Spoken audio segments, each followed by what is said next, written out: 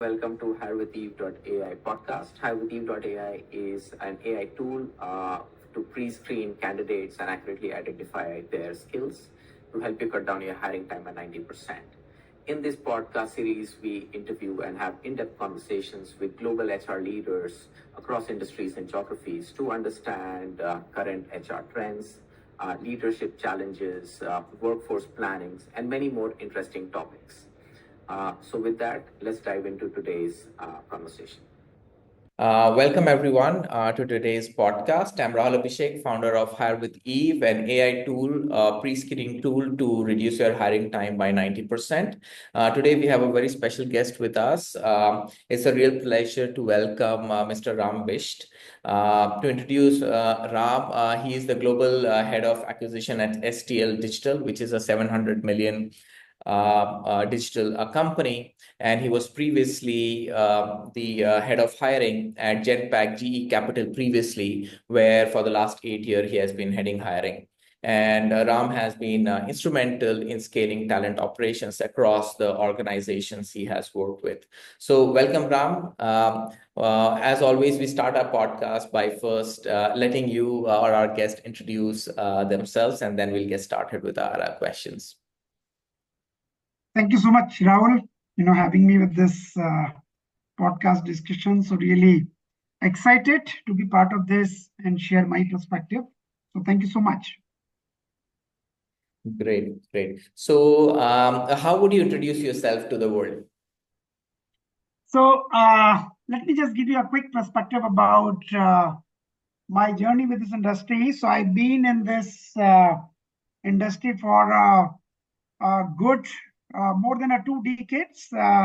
Worked with different set of organizations. Start my career with an entity data, then followed by GE Genpact, and later I switched companies into consulting, research, OEMs, and engineering kind of a space. So yeah, it's a good close to 22 year of the industry experience where I've been managing the talent space across the globe, in the different part of the world, which is primarily in India, APACs, in Middle East, followed by US, UK, Brazil, and Norway.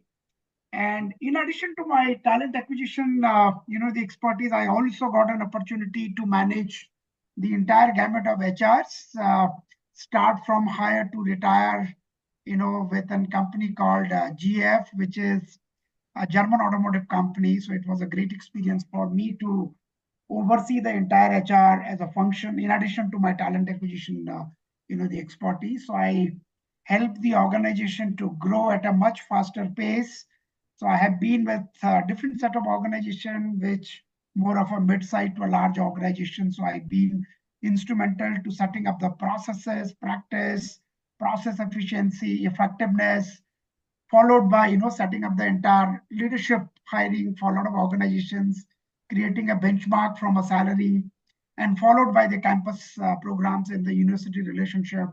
So yeah, I think by and large, I've been fortunate enough to touch every gamuts of the HRs, be it from talent acquisition, which is my forte, with respect to the lateral hiring, campus, followed by the leadership, the gamuts. But yeah, I think I had a great interest, to also work in the other gamut of HR, which I got an opportunity. So broadly, I would say the CNB, which is close to my heart. So, and followed by the employee engagements, learning and developments, and the entire operation parts from an automation to efficiency, everything. Yes. So I think, yeah, it's a great journey.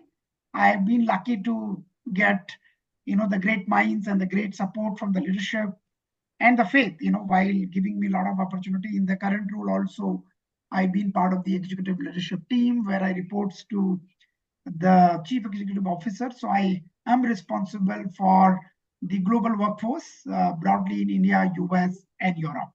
So that's a brief overview. But yeah, in addition to my professional journey, I will talk about my roots. I comes from a place called Uttaranchal. Most of you heard about it. I did my schooling from there. So I did my PGDCA, and Before that, I did my BSc from Kumaon University, Nainital, and PGDCA from DOIC, which is a government body, from Delhi, and then did MBA from Simbi, Pune. So maybe a little. So this HR or a talent acquisition is not by choice or by design. I think, I don't know, it happened accidentally for me. Otherwise, I could have been a bureaucrat. So in fact, when I came, landed up in Delhi way back in 2000. So I wanted to be a bureaucrat. So I was preparing for UP, the civil services exams. So even trying. So that's a little bit outside of my, the professional journey I've been. Yeah. So thank you. Over to you, Great. Rahul. Thank you, Rob, for that introduction, and it is quite a journey, definitely. So, one of the fun questions we typically start our podcast with is that we believe HRs are the superheroes of an organization, and we ask our guests, and now to you as well, is what do you think is one of the superpowers of an HR professional? And then on the flip side of the coin, then also what is the kryptonite of an HR professional, like a weakness, for example? So I think, yeah, great point and a great start. And I'm a firm believer because I come from tech plus HR, so I carry both. And I'm a very strong firm believer in terms of days are gone when human resource as a function, or to be more precise, I will come to the talent acquisition because that is what my forte, although I manage the entire gamuts in my previous role. I think it's no more a cost centers. That is how maybe a 15-year back, 10-year back, 20-year back, any support or enabling function treated to be a more of a cost centers. And that is how the entire design part happens, right? But I believe specifically talent acquisition is no more a cost centers, is an equally a revenue generating functions. So what does it mean? For me, it's a direct impact, right? The function create a direct impact on the organization growth and the top lines. It's Right. very straight, right? If you don't hire people on time, if you lose an opportunity, you lose the revenue. But if you're able to grab it and fulfill on time, that is how, so you directly contribute toward the organization's growth and the success. So that is what I always say. Recruiting is a function, is no more a cost center. Is it equally a revenue generating function? In fact, I remember during my GE days, HR used to be a billable resource for a particular process and a function and to the clients. So what does it mean? HR is also contributing and generating revenues, right? So I think days are, the lot of evaluation has happened in the HR fraternity. So I'm happy to be part of this community, which is directly contributing the organization's success, right? And for me, talent acquisition, because I've been for a good, rewarding 2 decades, I always see every day for me is how much value I'm creating on tables. For me, bringing a new person, making somebody joins within a week with a good quality, I think that make me happy, and that is how I generally kind of, teach and educate my team. Don't feel you are just supporting number. I think you are doing much beyond this, right? So it's all about the perspective and the mindset. How do you see it? So I look at from a different glass, and that is how I try to,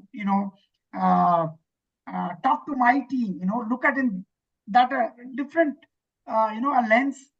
So obviously your way of operating, the way of contributing, and your faith and your confidence, what you're building, absolutely will be in a different tracks. Because that is how I grown up in last, because I have seen a complete evaluation in the TA space. Because when I recollect maybe my early days, I think time has changed because there used to be no Naukri, no social media, right? Everything start with your own concept called headhunting or a cold calling, right? That is how you used to create your, the database and all. Today, I think the evaluation is everything on tips, right? It's all about digital era. It's all about technology, right?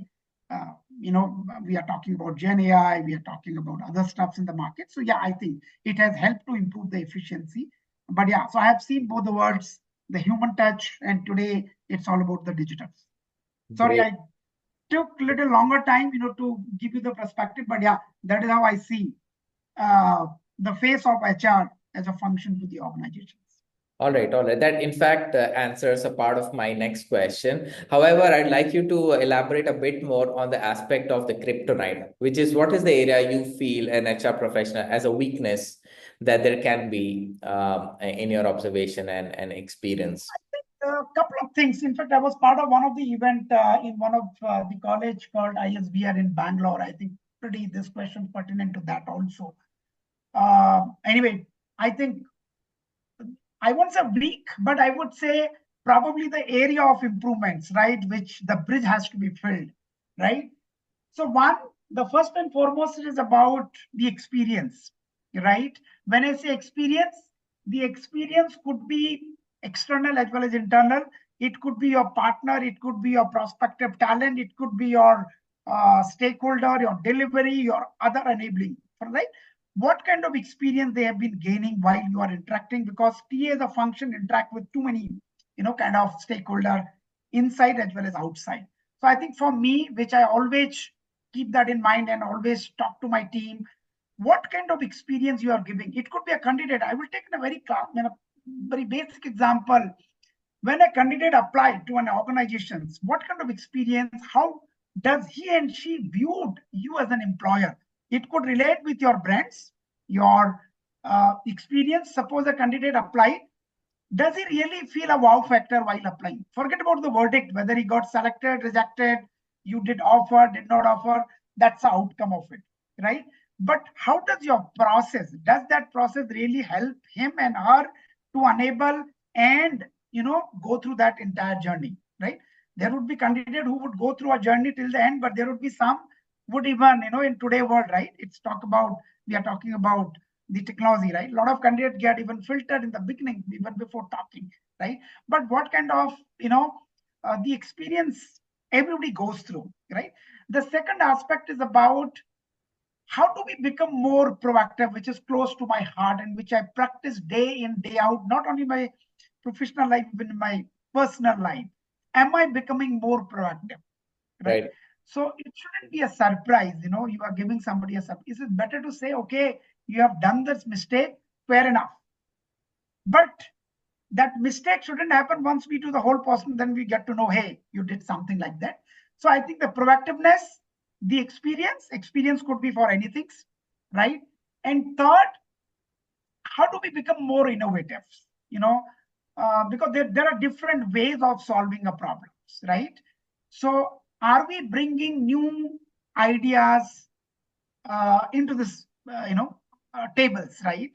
So I think that innovations, and because of this tech era, what is also happening, everything is available on your fingertips, right? So the ability to think, go beyond a point, I think that has stopped, right? We becoming more saturated, more stagnant, right? Yeah. So I think that innovation is very, very critical, right? Innovation could be in any aspect of HR, right? I'm just not talking about TA. It could be anything. It could be employee engagement. I'm just taking because that's again close to my heart, right? What are the different ways? Because this remind me way back during pandemic, because all of us sitting in front of computers, right? Right? How do we make sure, your employees are still aligned with you? They can relate with you. They can resonate with you, right? What all things you need to do? So am I really talking to these people? Do they really feel valued, cared? Do they really feel their voice is getting heard, right? So I think there are different ways, which we still as a HR, as a fraternity has a scope to bridge the gap. I just talked about 3-4, but yeah, I think the list is long in terms of, the area, but that's the beauty, right, of any democracy, right?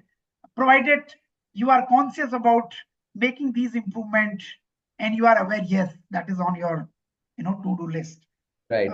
Yeah, so that's probably my take on this. That makes sense. That makes sense. And thank you for sharing that. So I'd like to just go deeper there. And since you've been leading hiring and you have an extensive experience there, what do you think are some of the challenges that hiring managers, talent acquisition actually face in the various organizations where you have worked also in this particular process? So I think there are two type of challenges which I look at. One, the challenge which is internal, and the second channel which is external. So external is all about talents, right? So let me touch upon the external challenge. So the external challenge is all about the volatility in the market, Right. or the demand and supply in the markets, right? Or maybe I will also take another example of the affordability, what you are trying to penetrate and bring, right? So that is one way, we need to be. And when I talked about proactive, it's all about that, right? And the second is about, which is more towards internal, while these are the external challenges, I would say at some extent you have a control, at some extent you don't have a control, right? Yeah. Maybe a person not joining, you can do a little bit of influence, but beyond, you can't, right? But what is in your control, which is more of internal, I think, again, I will go back, the challenges is could be as a recruiting fraternity or a TA fraternity, how much tech savvy, data savvy mindset we carry, Right. right? We all are living in a data oriented world. Right. And this data helps us to take a lot of informed decision, create a roadmap and strategy. But if an organization does not have that data mindset or a talent analytic mindset, it becomes little difficult. So what it becomes, it's more of a reactive approach, right?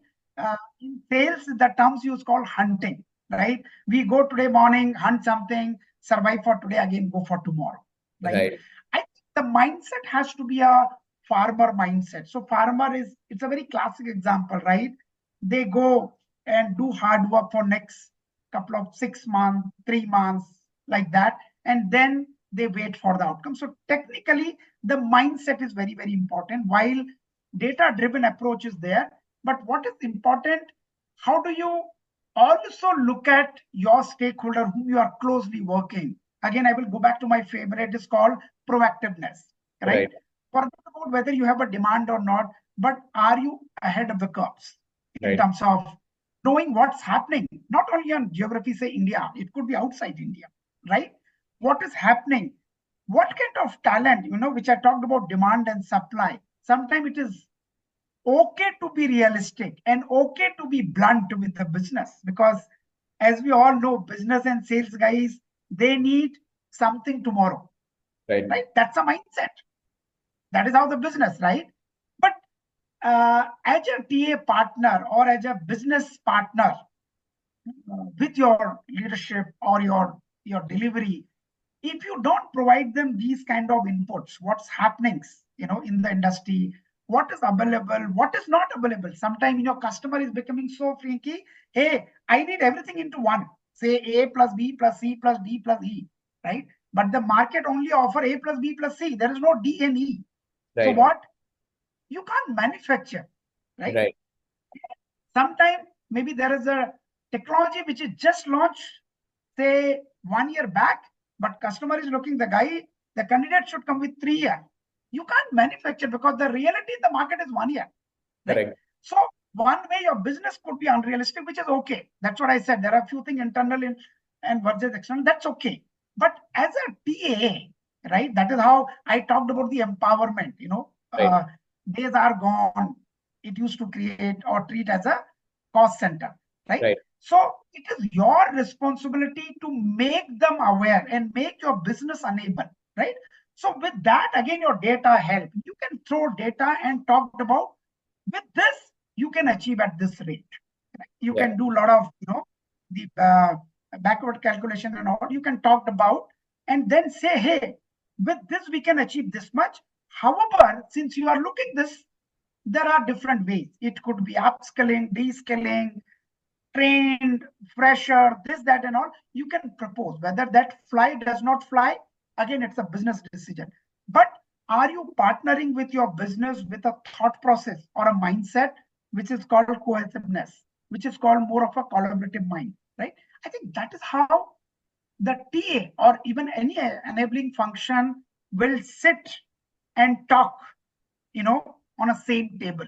And that Right. is how the respect, or probably I say the weightage, comes for any function when you understand and get into their shoes and start talking the business language. Right. It's not no more a TA language or a HR language. Right. Right. Right. I think I just talked about my, the life experience, which I go day in, day out with my leaders. And that is how generally I do it, whether it is for internal team or for the stakeholder within the organization. That makes a lot of sense. That makes a lot of sense, Ram. So now connected to that and talking about the key challenges, how have you leveraged technology to address some of these key challenges? So if you could just name challenge 1, 2, and then how did you leverage, technology I to? think maybe I will just take one or two recent example in last year and two. Again, I'm going back to the data. So how did we leverage, the technology to enable and take a decision, right? So in fact, in my previous role, we were building up a competency, a city like Trivandrum and Kochi, Right. which is, right? The expectation was to hire maybe good number of hundred of people in Kochi. And I still remember that combination used to be C# with WPF, Okay. right? So everybody was just throwing, hey, we need this number. And obviously a lot of talks happen in the boardroom. How are you going to achieve? One way, yeah, you can make strategies, right? But I think strategy without execution, without real facts has no meaning. That it is on paper. And this, I lived this example very lively, vividly in my, maybe I can talk about many more, but I will just take this as an example how the technology enable us. So when I deep dive and understand, we have been talking about a mammoth hiring number for a city which is probably not known in terms of the volumes and this kind of skills, right? So when we went deeper and understand globally, forget about city like Trivandrum, I'm talking the global numbers. When we deep dive and slice and dice the data, this particular kind of the tech stack, which I just talked about, C# and WPF, is very limited companies adopt because Right. it's more of a legacy technology, right? Not every today we are talking about, everybody is talking about the advanced cutting edge technologies, right? So first and foremost, there are hardly a few number of talent available across, number one, right? Yeah. We were talking about hiring, say, I'm just taking an example, 500 people in a city like X, but the total talent available across is hardly 300, number Right. one. Yeah. Now, so first of all, it gives you a clear signal it's unrealistic. But Right. how do we justify and how do we prove and make business aware so that we have a plan B? If you are, and always I believe plan B, plan A, B, and C. If plan A gets failed, at least you have B and C. At least that should go on your mind. So when we deep dive, okay, so this 300 we are talking about, even if I hire all 300, still I don't meet my number. Exactly. That's the best case scenario. Yeah. When we did further this 300, some they even don't meet my requirement because either they are less experienced or they are high experience. So that again, the 300 get trimmed down, that become close to 120, 125. Right. Okay. And not possibly all this 25 people will be ready to accept you as a company because again, right, pros and cons, right? And then there are people don't want to relocate a city, maybe a Delhi guy. I'm just taking since I'm from Delhi.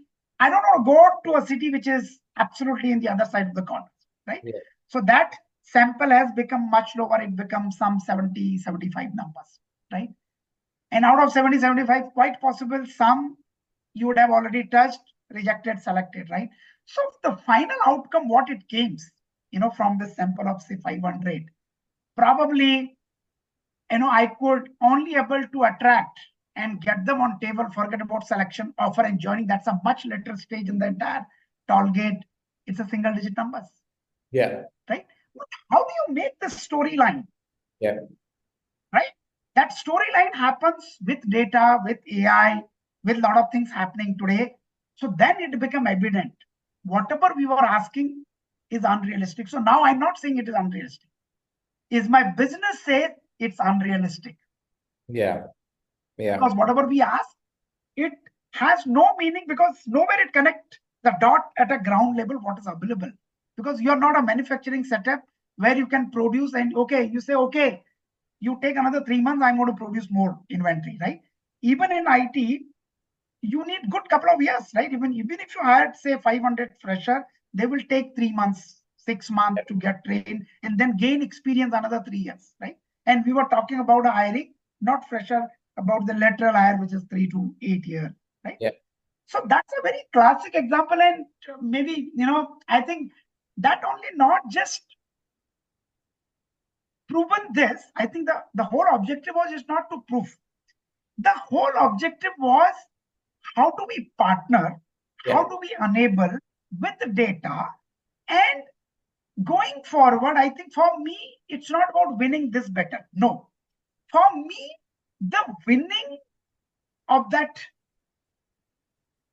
TA as a function, right?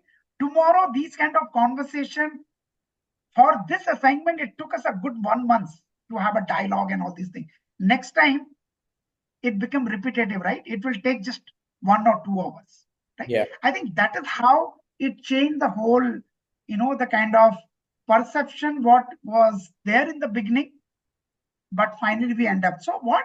Then we also talked about the plan B, right? How we are going to enable. Then we took good 3 to 6 month time from customer. Hey, we are doing this. We will upscale some of our people, those who are not in WPF. We will hire plain CSAF guys and train them within 4 to 8 weeks. Then introduce some of the fresher. We finally deliver the products. It's not about delivering, but how we do that, if provided you don't have the ready-made solution. That's what I was talking about. The solution-oriented mindset, I think, is important in today's era. Right. Perfect, Ram. That was very that was a very interesting story how you manage the business requirement to the actual delivery in a situation where the market was not there. So that was a great story.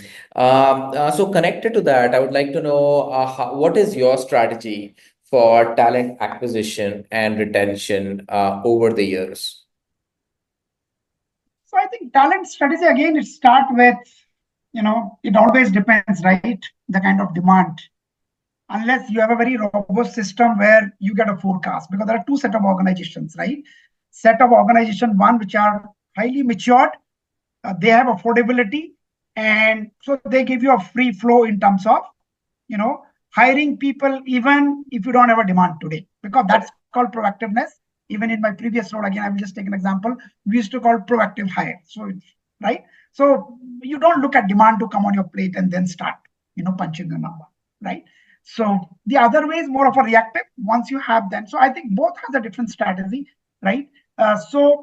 Strategy A, which is proactive, obviously, yes. I look at it's more of a cost saving because you have a time, so obviously you can plan accordingly and look at people who meets all your tick box, right? So for that strategy, I think it's start. Again, my favorite is about market intelligence. Very, very critical.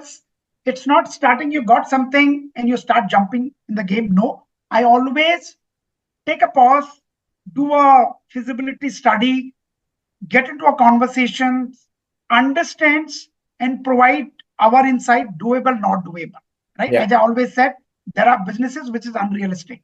How do we make them aware and how do we make them understand, hey, this is what doable, this is what not doable. So let's not even waste time.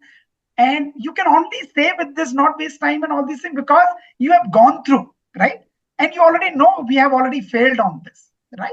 It is not going to happen. So better, let's look at today rather than waiting for 3 months, 2 months, and then you realize you are going back to that. So I think the strategy when I talked about, it's all about having conversation, understand their, the demands, and then go back and tell, hey, how it's going to happen. And then focus on your strategy, which is your bottom heavy, which is called your inventory parts, right? I think inventory is all about, for me, inventory, there are two types of inventory. Inventory A, which is raw. It comes from different channel sources from ABC. But why that is important? To create the footfall, awareness, brand, all these things, good. But important is how much that footfall or the raw inventory is qualified one. Right. So when I say qualified, it's very straight, hit to the grounds. Every organization is different, right? So when I say qualified for a candidate A, 3-year, 9 lakhs could be affordable, but for other company, it may not be. But is it a right inventory for you? Answer is no, right? So when I say qualified inventory, to make sure the basic hygienes are filtered and these are well taken. It could be location, it could be skill, it could be some of the soft skills, communication and all, then your fitment and the notice period, etc. So I always focus whenever I get into my daily governance call or weekly, bi-weekly with the team, my only focus is how much your qualified inventory you are sitting on. Right. I'm okay even if it is 10 numbers. Yeah. But quite possible this 10 may give me an outcome of 7 or 8 versus you are sitting on an inventory which is 100 and you realize out of 100 even 80 has no connection, meet your requirements for ABC region, and out of 20 even another 15 are high cost and all, so you end up just looking at 2 to 3, so no point just showing that numbers, right? So again, it vary from organization to organization, organization who play in volume versus on selective. And second is about when we say qualified, again we can talk about Gen AI, this then, which is helping you in terms of your machine is doing or human doing. That's a different, I don't want to get into it, right? But that is one part of the strategy, right? How much a qualified inventory. Second is about what is your process efficiency at different level. Again, it varies from organization to organization. It could be level 1, level 2, level 3, 4, 5, 6 and all. Is there a scope to optimize? Because end of the day, speed of execution, which is again my favorite, that's the key, right? How quickly, right? That is how the today world is all about, right? And so the process efficiency to make sure there is no leakage in the process, right? Since I come from GE Genpact, so I did a couple of projects on the Six Sigma Lean, specifically how do we improve the overall process efficiency? Not only the process, I'm just talking about the level of interviews. It could be the time taken, it could be the cost, it could be the productivity, etc. Right? So I think that's another important part of it, right? And the third could be from a strategy point of view, how much, if there are any leakage, are you taking a proactive measure or you are doing a postmortem, right? So postmortem is, everything gone, then you are figuring it out. It's a today democracy, right? So I don't believe on postmortem, right? So I always believe on proactiveness so that you are ahead of the curves and you could able to analyze the problem much ahead than it's going to come after 2 months or 3 months, right? So that is one part of the strategy. But the fundamental of strategy remains same, whether it is proactive versus reactive, right? But reactive is, I think your speed of executions, right? Maybe the same talent pool is getting attracted by too many people. So what could be your USP to attract them? Because I always talk about to my teams, hey, a candidate who is available, there are two types of talent, passive versus active. Passive, it takes time because he's not open in the market for many reasons, right? But if you really show him and he feel okay, yes, it is really, then he come on table. But active is, he is talking to 10 different organizations and employers, right?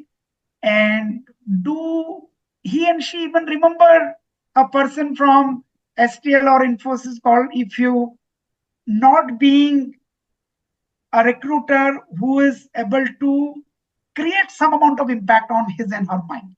Exactly. Right? Imagine if I'm active talent, I might be getting 10 calls. Say I'm a DevOps architect, right? and there is enough demand in the market, or maybe AI, right? I bound to get many calls from different recruiters.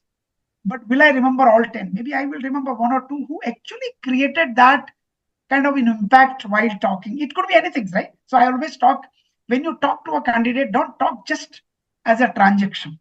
Yeah. Create that bonding.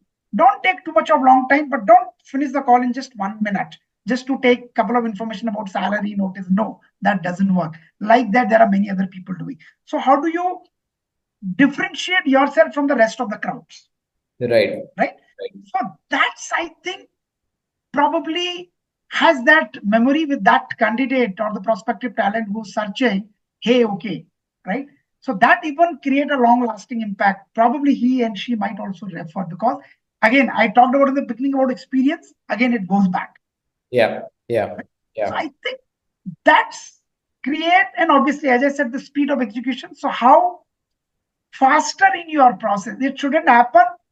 Okay, your L1 happened today and L2 takes another 10 days. By that time, that guy is switched off. There Exactly. could be instances, right, where genuinely your customer does not respond for many reasons. Right. But are you connected with your prospective talent? Hey, don't worry. There is a little longer time than expected. So again, the communication, and the proactive communication. Again, I'm just talking about the basic hygiene, which I talked about in the beginning. It play a very, very critical role. So these are very small things in nature, but it create that bonding, the energy, the proactiveness, and that sympathy a lot of time. And ultimately, you don't become a recruiter candidate. You actually become kind of, a good friend. I still get, you won't believe, like I'm just taking one example. Somebody sent me a LinkedIn note maybe 2 months back. I could have hired him in my early days of 2003, 4. I still remember, maybe a C++ Unix guy. And now he becomes the CEO of one of his company. And he still remember, Ram, I don't know whether you remember or not, but when you interviewed me, uh, in a room, I still visualize what all the conversation happens. So why? Because it's all about, you did not get into the transaction of the conversation. You first find out what are these one or two common attribute between, because when you talk to people, and this is what I experience, irrespective whether the person known or unknown to you, even unknown I'm talking, somewhere you will find one or two common connects. It could be your school, it could be your hobbies, it could be your experience, or anything, you just touched upon, you will see one or two common. I think that is where you need to build the piece.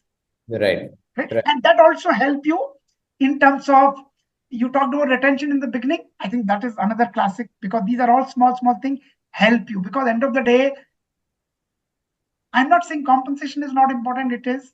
I think, but beyond this, the organization culture with whom you are working day in, day out, because end of the day, you are spending a good 10 to 12 hours of your time with your colleagues, right? If you don't feel they are, you feel valued, voice heard, probably people take decisions. Right. Great. Thanks for that, Ram. That was very quite insightful. So now, as we come to the end of our podcast, one of the questions that I have is for the younger generation who is looking to join the domain of HR. What would be your advice to them? How should they think about it? How should they go about it? And yeah, what would be your advice to them? Yeah, so this was a question, in fact, asked while I was in this ISBR College in Electronic City last week. I think good. So a student asked this anyway. That's a good one, right? And they were curious about, there are different fields in HR. Maybe since I come from that, I will just talk about talent acquisition, workforce management, learning and development, employee engagement, data analytics, CSR, compensation and benefit, operations, then tools, technology, right? There are, I think, thanks all the technology, but yeah, I think this is how the entire gamut of HR, which fits into one umbrella, right? But again, it all depends, right? For our younger generation, in fact, they were asking me, there are two fields they were aware, data analytics and operation, right? So which one I opt for it? Right. Again, it all start with what is your passion? Because end of the day, I strongly believe choose that field. What actually you feel happy and you feel creating some impacts. And Yeah. that should be your passion, right? And end of the day, a lot of people talked about it. If somebody has that passion, that desire, or to learn, I think then the rest is just a journey, right? Right. So that passion, you know, has to be there. And if that passion is not there, and if somebody is doing just because I told somebody you do data analytics or you do CNB, then I think you might do it, but not with wholeheartedly, right? And then the outcome also does not comes, right? Right. Outcome also comes like, it's a very haphazard way. So my recommendation to the younger generation: choose the field. It could be HR, it could be finance, it could be admin, it could be analytics, sales, anything, right? I'm just taking some of the enabling, or maybe supply chains.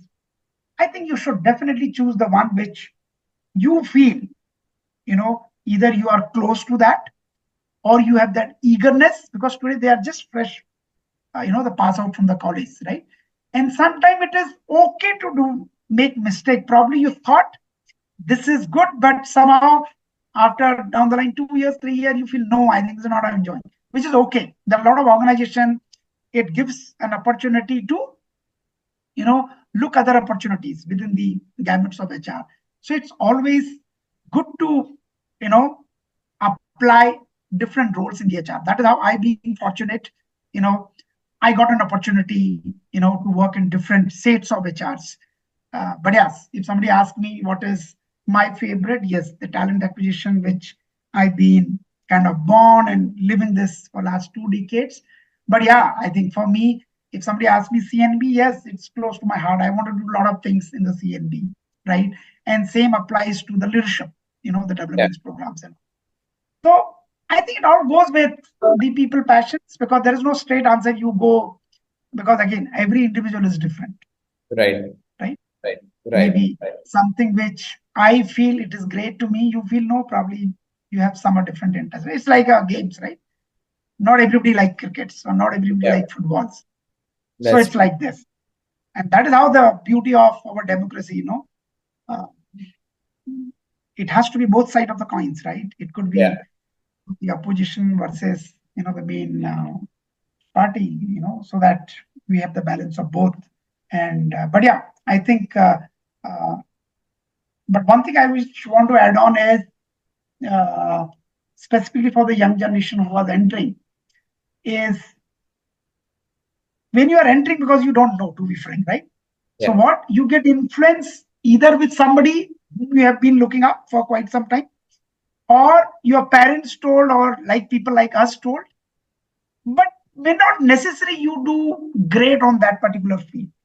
I Yeah. have seen people, forget about within HR. I have seen people from finance to HR, sales to HR, right? And a lot of shift happen from sales to HR, right? Right. But at some extent, both are interlinked, right?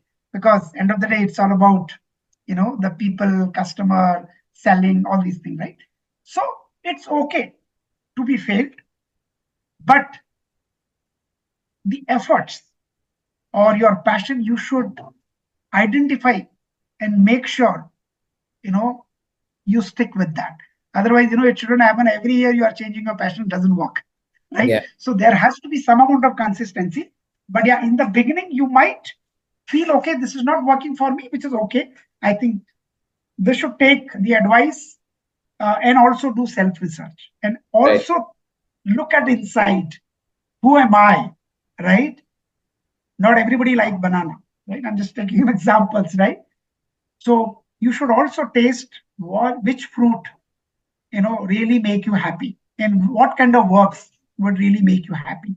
Because there Right. are two type of works. One, the work which you are just doing it for the sake of it, but the other kind of work which make you feel happy, Yeah. right? I think that is called passage, right? When you do certain things and you feel, hey, wow, I think this is the satisfaction, right? I think that's very, very important, because again, since you talked about the fresh graduate, I have seen, maybe in my, again, I'm just taking one example where one student, he is very clear from the beginning while entering into the corporate, I wanted HR operation.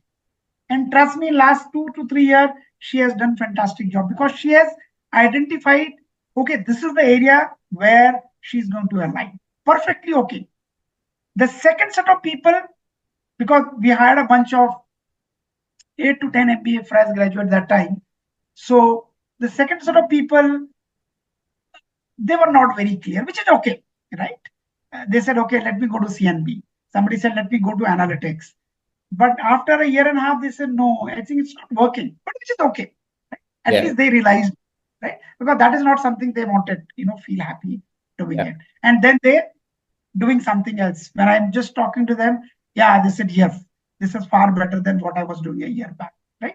So I think it's, it depends person to person, what a What person they is like trying and to do. what is their interest and inclination. Yeah. I agree. I agree. I think that is a great advice that the people should listen to and internally realize what resonates with them in terms of interest. And of course, you can take feedback from parents and friends and colleagues and seniors, but you really have to internally understand what you really enjoy doing. So Ram, thank you so much for that and the conversation. I think with that we come to an end to our podcast. And again, it was a great session, and thank you for sharing the insights with us. Thank you so much for having me in this. Have a good day. Much. Bye.